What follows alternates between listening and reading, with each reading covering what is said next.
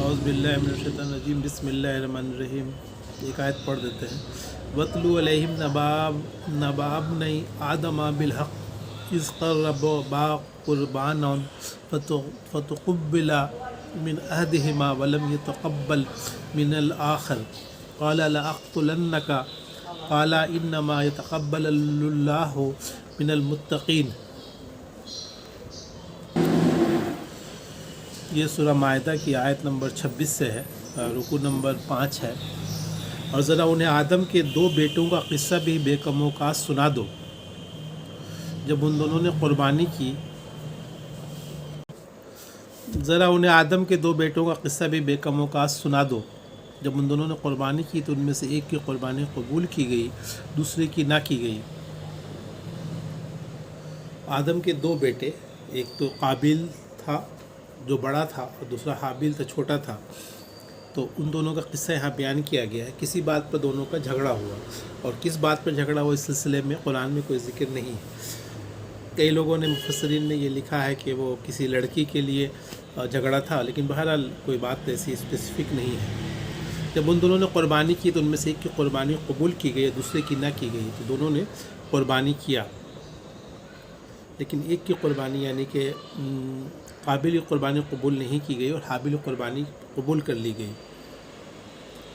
असल में ये था कि आपस में लड़ाई झगड़ा हुआ था दोनों को किसी बात के लिए।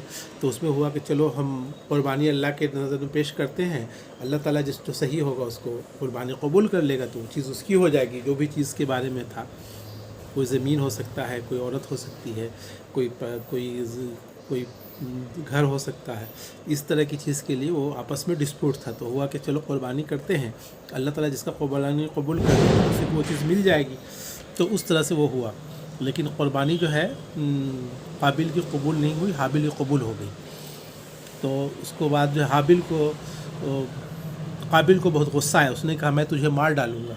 काबिल ने कहा कि मैं तुझे मार डालूँगा, हाबिल को कहा मार डालूँगा। किस वजह से? गुस्से में कि मेरा क़ुरबानी कबूल नहीं किया गया और मैं उसका जायज़ सही हक़दार था, मुझे मेरा हक़ हमको नहीं मिला, तो मैं अब इसको मार करके वो चीज़ हासिल कर लूँगा। मैं तुझे मार डालूँगा। मार डालेंगे तो ज़ाहिर है कि वो चीज़ जो ज़मीन है या वो लड़की है या फिर वो जो कोई जायदाद है, कोई खेत है, वो उसको मिल जाएगा इसकी जगह पर। इसको मार देगा तो उसकी सारी चीज़ उसको मिल जाएगा। इसलिए उसने कहा कि मैं तुझे मार डालूँगा। उसने जवाब दिया अल्लाह तो मुत्तक़ीयों की नज़र कबूल करता है, यानी कि जो अल्लाह ताला जो है कबूल जो करता है मुत्तक़ी लोगों का, जो अल्लाह से डरने वाले हैं, जो सही लोग हैं, उनकी नज़र कबूल करता है। तुमने वो काम नहीं किया, इसलिए तुम्हारी नज़र कबूल नहीं की गई। अगर तू मुझे कत्ल करने के लिए हाथ उठाएगा तो मैं तुझे कत्ल करने के लिए हाथ ना उठाऊँगा। यानी कि अगर तू मुझे कत्ल करने के लिए हाथ उठाता है, आगे बढ़ता है कि कत्ल कर देंगे, मार देंगे, तो उसके बदले मैं ये नहीं करूँगा कि तुमको मारने के लिए हम भी दौड़ेंगे कि जो है हम भी तुमको छोड़ेंगे नहीं, मार बैठेंगे। लेकिन इसका मतलब ये नहीं है कि चुपचाप वो हाथ धर के बैठा रहा या फिर ये हाथ धर के बैठ जाना चाहिए कोई आदमी मारने के लिए है। बल्कि कहने का मतलब सिर्फ ये है कि तुम अगर कत्ल करने की कोशिश करोगे तो ऐसा नहीं कि जैसे होता है कोई हमको मारने के लिए आ रहा है, हमको खबर हो गया तो हम इससे पहले कि वो आए हम ही उसको मार डालेंगे। तो ये सोच नहीं, बोल रहा है कि नहीं, मेरी ये सोच नहीं है। हाँ, लेकिन अपनी हिफाजत करेंगे, अपना बचाव करेगा, वो सब तो करने का हर आदमी को हक़ है, वो उसने किया भी होगा। लेकिन ये है कि वो आगे बढ़ के कत्ल नहीं करेगा। क्यों नहीं करेगा? मैं अल्लाह रब्बुल आलमीन से डरता हूँ, इसलिए कि मुझे डर है कि अगर मैं कोई गलत काम कर दूँगा और किसी पर जुल्म करूँगा या किसी के साथ गलत सलूक करूँगा तो अल्लाह ताला मुझको पकड़ेगा और जहन्नम में डाल देगा। इसलिए मैं अल्लाह ताला से डरता हूँ, इसलिए मैं ये काम नहीं करूँगा। मैं चाहता हूँ कि मेरा और अपना गुनाह तू ही समेट ले और दोज़खी बनकर रहे। यानी कि अगर तुम मुझे कत्ल कर देते हो तो फिर क्या होगा कि मेरा गुनाह और तुम्हारा गुनाह सब जो है तुम्ही को सारा गुनाह समेटना पड़ेगा और तुमको दोज़खी बन जाओगे। एक तरह से उसने समझाने के लिए किया कि ताकि अगर उसमें थोड़ा बहुत भी सोच होगी, थोड़ा सा गौर करेगा कि अल्लाह ताला का डर उसमें पैदा किया जाए। और फिर जो है दोज़खी बनने की बात उसने कही ताकि वो हो सकता है कि जो है काबिल के दिल में कुछ सोच पैदा हो और वो अपने आप को सुधार ले। ज़ालिमों के जुल्म का यही ठीक बदला है, यानी ज़ालिम जो लोग जुल्म करते हैं उनका बदला अल्लाह ताला इससे देता है कि दोज़ख में डाल देता है उनको। आखिरकार उसके नफ्स ने अपने भाई का कत्ल उसके लिए आसान कर दिया। اب اس کے بعد جو ہے وہ قابل جو ہے مارنے کے لیے سوچا تھا، لیکن اس کے ذہن میں کشمکش چلتا رہا. ضمیر بولا کہ بھائی کو قتل کرنا ٹھیک نہیں ہے، لیکن وہ کہا کہ نہیں، اگر ہم کو اپنا حق حاصل کرنا ہے تو قتل کرنا پڑے گا. اس طرح سے وہ کشمکش اس کے نفس میں اور اس کے ضمیر میں ہوتا رہا. آخر میں اس کا نفس کامیاب ہو گیا اور وہ جو ہے آخر میں اس نے اپنے بھائی کو قتل کر دیا. یہ اس کے لیے آسان ہو گیا. یعنی کہ پہلے تو لگ رہا تھا کہ یہ غلط کام کر رہے، لیکن بعد میں اس نے توجیہ کی کہ یہ جو ہے یہ تو میرا حق ہے، اس زمین پر میرا حق ہے، اس لیے یہ چیز تو ہم کو ملنی چاہیے تھی. اب جو ہے اللہ تعالیٰ نے میرے ساتھ ناانصافی کی ہے، اس لیے میں اس کو قتل کر کے وہ چیز حاصل کر لوں گا. یہ جو ہے اس نے سوچا. ہوتا بھی یہی ہے کہ آدمی غلط کام کرتا ہے، شروع میں اس کو لگتا ہے کہ کام غلط ہو رہا ہے، لیکن دھیرے دھیرے اس غلط کام کرنے کی جب عادت پڑ جاتی ہے تو پھر جو ہے وہ اس کو آسان ہو جاتا ہے اس کے لیے. اسے مار کے ان لوگوں میں شامل ہو گیا نقصان اٹھانے والے ہیں.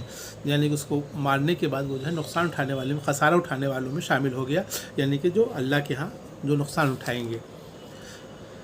پھر اللہ نے ایک کوا بھیجا جو زمین کھودنے لگا تاکہ اسے بتائے کہ اس اپنے بھائی کی لاش کیسے چھپائے. اب اس کی جو ہے وہ اس نے مار دیا. مارنے کے بعد اس زمانے میں اس سے پہلے کسی کی موت نہیں ہوئی تھی، پہلی موت ہوئی تھی، تو اس کو معلوم یہ نہیں تھا کہ اس کو کیا کرنا ہے، اس لاش کو کرنا کیا ہے، کیسے کرنا ہے. اس کو سمجھ میں نہیں آیا. بہت دن، 1-2 دن تک شاید رکھا رہا ہوگا، ممکن ہے، یا کئی دن تک رکھا رہا ہوگا، یہاں تک کہ اس میں سے سڑنے لگا ہوگا اور پھر اس کو پریشان ہو رہا ہوگا کہ اس کو کیا جائے، اسے کیسے اس کا ٹھکانہ لگایا جائے. اس کو سمجھ میں نہیں آ رہا تھا. تو اسے بتایا کہ اپنے بھائی کی لاش کیسے چھپائے. تو اس کے بعد جو ہے اس میں اللہ تعالیٰ نے اس کے حل کے لیے یہ بھیجا، ایک کوا کو بھیجا، اور جو ہے وہ جو ہے اس نے زمین کھود کر کے دوسرے کوے کو اس میں ڈالا. اللہ نے ایک کوا بھیجا، زمین کھودنے لگا، اور زمین کھود کر کے اس نے دوسرا مرا ہوا کوا کو اس میں ڈالا. تو اس کو سمجھ میں آیا کہ اسی طرح سے ہم کو بھی کرنا ہے. یہ دیکھ کر وہ بولا، افسوس مجھ پر، میں اس کوے جیسا بھی نہ ہو سکا کہ اپنے بھائی کی لاش چھپانے کی تدبیر نکال لیتا. تو پھر بعد میں اس کو افسوس ہوا کہ کوا جو ہے، ایک جانور جو ہے، وہ بھی سمجھتا ہے کہ کیا مسئلے کا حل ہے، لیکن ہم سمجھ نہیں سکے. اس کے بعد وہ اپنے کیے پر بہت پچھتایا. بعد میں اس نے بہت افسوس کیا کہ یہ کام اس نے کیا جو بہت غلط کیا، اور یہ کام اس کو نہیں کرنا چاہیے تھا. اکثر یہ ہوتا ہے کہ آدمی جذبات میں آ کر کے، غصے میں آ کر کے کوئی غلط کام کر بیٹھتا ہے، لیکن بعد میں اس کو احساس ہوتا ہے کہ کام اس نے صحیح نہیں کیا ہے، اس کو پچھتاوا ہوتا ہے. لیکن ظاہر ہے کہ پچھتاوا ہونے سے کوئی فائدہ نہیں ہے. اگر آدمی توبہ کر لے تو بچ سکتا ہے. اسی وجہ سے بنی اسرائیل پر ہم نے یہ فرمان لکھ دیا تھا کہ جس نے کسی انسان کو خون کے بدلے یا زمین فساد پھیلانے کے سوا کسی اور وجہ سے قتل کیا، اس نے گویا تمام انسانوں کو قتل کر دیا. اب یہ جو ایونٹ ہوا، یہ جو واقعہ ہوا، اس کے بعد اللہ تعالیٰ نے یہ لکھ دیا کہ خون کے بدلے، مطلب کوئی آدمی اگر قتل کرتا ہے تو گویا اس نے ساری انسانیت کو قتل کر دیا. اس لیے کہ قتل کرنے کا مطلب یہ ہے کہ پورے سسٹم کو، سماج کے، ایک چیز جو چل رہی تھی اس کو ختم کر دیا. اس لیے جو ہے اس کا گناہ جو ہے اس کو ملے گا. سارے لوگوں کے، ایک آدمی قتل کرنے کی وجہ سے اس کو جتنے لوگ انسان قتل کیے جائیں گے، سارا کا گناہ اس کو، اس قابل کو ملے گا کہ جتنے لوگ قتل کیے. اس لیے قتل کی شروعات اس نے ہی کی، اس لیے جتنے لوگ قتل کیے جائیں گے ان سب کا ایک حصہ، ایک پورشن اس کو ملے گا، کیونکہ اس نے ایک غلط کام کی شروعات کی تھی. جس سے اچھے کام کی شروعات کا اچھا بدلہ ملتا ہے، اس سے غلط کام کسی نے شروع کیا ہو تو اس کا بدلہ ملتا ہے. یہاں پر ایک بات اور کہی گئی ہے کہ کسی نے قتل کرنے کا 2 بات ہے کہ اس میں اجازت ہے. ایک تو خون کے بدلے، کوئی آدمی کسی کا قتل کیا ہو، اس کے بدلے میں اس کو قتل کیا جائے گا، بہرحال حکومت ہوگی تو حکومت ہی قتل کرے گی. اور دوسرا یہ ہے کہ زمین فساد پھیلانے کے سوا، یعنی کوئی آدمی زمین فساد پھیلا رہا ہو، لڑائی جھگڑا کر رہا ہو، خون ریزی کر رہا ہو، آپس میں اختلاف کروا رہا ہو، تو اس حالت میں بھی اس کو قتل کیا جا سکتا ہے. 2 حالت میں قتل کرنے کی بات ہے. ایک اور حدیثوں سے پتہ چلتا ہے کہ ایک اور حالت میں قتل ہے. ہم کو جو یاد آ رہا ہے حدیث میں کہ وہ جو ہے اگر جہاد میں جنگ میں، ہاں. اور اس کے علاوہ یہ ہے کہ کسی نے زنا کیا ہو تو اس میں بھی، شادی شدہ آدمی نے زنا کیا اس کو بھی مار دینا ہے. اس طرح سے کئی حالتوں میں قتل کی اجازت ہے. اور جس نے کسی کو زندگی بخشی اس نے گویا تمام انسانوں کو زندگی بخشی. مگر ان کا حال یہ ہے کہ ہمارے رسول پے در پہ ان کے پاس کھلی ہدایات لے کر آئے، پھر بھی ان میں بکثرت لوگ زمین میں زیادتیاں کرنے والے ہیں. اب اس کے بعد یہودیوں کا ذکر کیا جا رہا ہے کہ مگر ان کے حال یہ ہے کہ ہمارے رسول پے در پہ ان کے پاس کھلی ہدایت لے کر آئے. یعنی یہودیوں کے پاس بہت ساری ہدایت لے کر کے آئے، بہت سے رسول بھیجے گئے، پھر بھی ان بکثرت لوگ زمین میں زیادتیاں کرنے والے، یعنی انہوں نے رسولوں کی باتوں کو نہیں مانا اور زیادتیاں کرتے ہیں. اس میں جو سبق ہے ایک تو یہ ہے کہ اللہ تعالیٰ متقیوں کی قربانی قبول نظر قبول کرتا ہے، یعنی کہ جو اللہ سے ڈرنے والے لوگ ہیں انہی کی نظر قبول کرتا ہے، ان کی باتوں کو قبول کرتا ہے، یعنی کہ دنیا میں بھی ان کے ساتھ اچھا رویہ اپنایا جاتا ہے اگر کوئی آدمی اللہ سے ڈرنے والا ہے۔ دوسرے یہ ہے کہ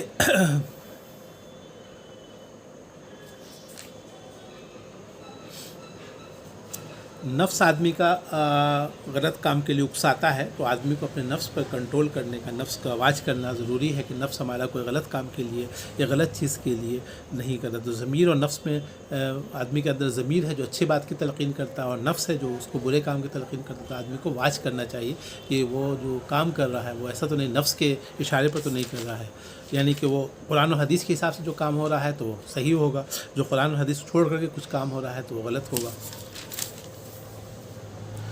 دوسرے یہ کہ اس میں اللہ تعالیٰ نے کوا بھیج کر کے اس کو سمجھایا گیا کہ کس طرح سے لاش کو چھپانا ہے۔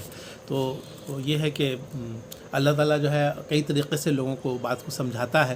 ایک جیسے کوا بھیج کے سمجھایا گیا، کسی کو نبیوں کو وحی بھیجی جاتی تھی، کئی لوگوں کو خواب دکھایا جاتا ہے، کئی لوگوں کو کوئی بات سجھائی جاتی ہے، کئی جو ہے سائنٹسٹ کے بارے میں آتا ہے کہ وہ کسی چیز کا ایجاد کر رہے تھے، سوچتے رہتے تھے، اس کے بارے میں حل نہیں نکلتا تھا، لیکن خواب میں انہوں کو بتایا گیا کہ ایسے ایسے کرنا ہے، چنانچہ اس نے خواب کے حساب سے انہوں نے کیا اور پھر وہ کامیاب ہو گئے۔ اس طرح سے اللہ تعالیٰ کئی حالتوں میں لوگوں کی رہنمائی کرتا ہے کہ کیا طریقہ ہے۔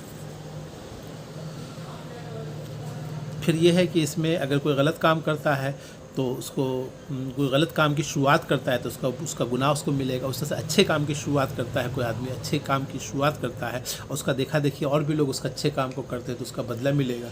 تو ہم کو یہ کوشش کرنی چاہیے کہ کوئی اچھا کام کیا جائے، کوئی اچھی شروعات کی جائے کرتے ہیں، اور اس بات سے بچا جائے کوئی ایسا کام ہمارے ہاتھ سے نہ ہو جائے جو کہ بعد میں بھی اس کا اثر پڑے اور ہم کو نقصان اٹھانا پڑے۔ اللہ تعالیٰ سے دعا ہے کہ وہ ہمیں چلنے کی توفیق عطا کرے۔